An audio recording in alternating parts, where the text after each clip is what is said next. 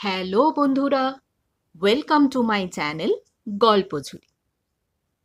আমরা একটি আতঙ্কে মোড়া সোলো ট্রিপের গল্প শুনছি। আজকে গল্পটির শেষ পর্ব আপনাদের শোনাব। গত পর্বে আমরা শুনলাম রিমা পৌঁছেছে চিরনির্জনে। সেখানকার হোমস্টেতে 2-3 দিন থাকার পর সে কিছু অনুভব করছে।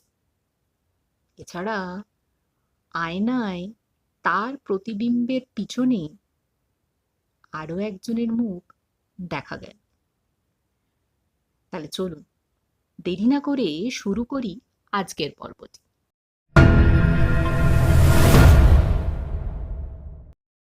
আয়নায় তার পিছনে দাঁড়িয়ে আছে একটা মেয়ে, একদম তার মতো দেখতে।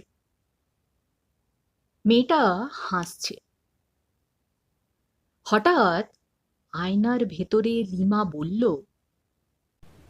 তুই একা আসিসনি, আমি তো আগেই এখানে ছিলাম।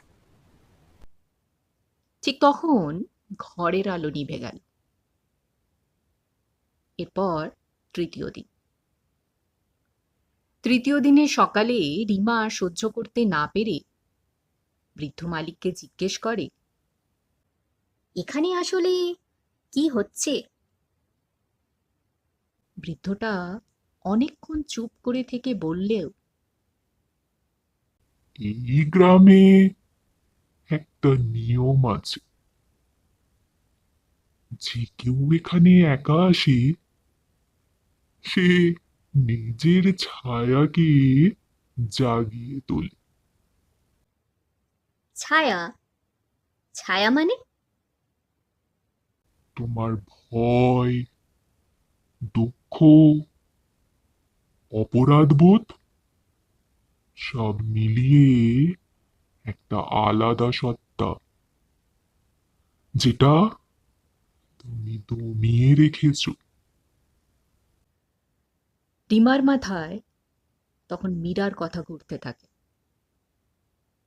সেই রাতেই রিমা আবার আয়নার সামনে দাঁড়ায়। এইবার সে পালায় না, ধীরে ধীরে বলে, তুই কে? আয়নার ভেতরে রিমাকে এবার পরিষ্কার দেখা যায়। সে বলে, আমি আমি তোর সেই অংশ, যেটাকে তুই ভুলে যেতে চাস।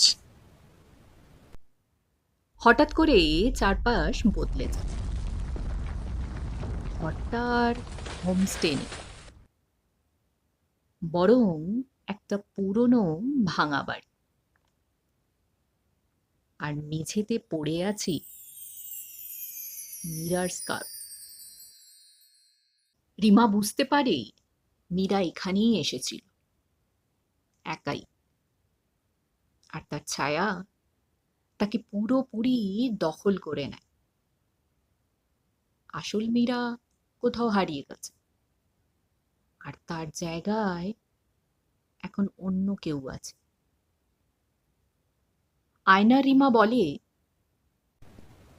এখান থেকে বেরোতে হলে একটা শরীরই যাবে, তুই নয় আমি। ঘরের আলো নিভে যায়, চারপাশে শুধু ফিস ফিস শব্দ। এগিয়ে যা, এগিয়ে যা। রিমা নিজের চোখ বন্ধ করে। তার মাথায় ভেসে ওঠে তার অপরাধবোধ। কারণ সেদিন মীরা হারানোর আগে সে মীরার কথা গুরুত্ব দেয়নি। রিমা ধীরে ধীরে বলে, আমি পালাতে আসিনি, আমি সত্যি মেনে নিতে এসেছি। হঠাৎ সবকিছু থেমে যায়। আয়নার ভেতরে রিমা কাঁপতে থাকে। কারণ ছায়া শক্তি ভয় পায় আর অস্বীকার থেকে স্বীকার করলে সেটা দুর্বল হয়ে যায়। পরদিন সকালে হোমস্টে মালিক দরজা খুলে দেখে রিমা দাঁড়িয়ে আছে, শান্ত, স্বাভাবিক। কিন্তু বেরোনোর সময় সে একবার আয়নায় তাকিয়ে হাসে। সেই হাসি ঠিক আগের মতো নয়। কয়েক মাস পর আরেকজন ট্রাভেলার আসে চিরনির্জনে। সে রিমার তোলা একটা ছবি দেখে। ছবিতে রিমার পেছনে দাঁড়িয়ে আছে আর একটা রিমা,